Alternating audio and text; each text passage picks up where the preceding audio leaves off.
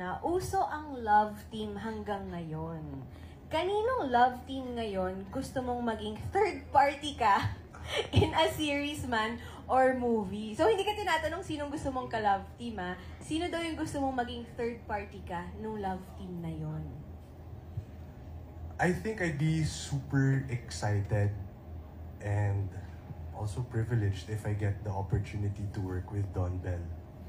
Konting konteksto po, dating kabarkada ko po si Donnie sa high school.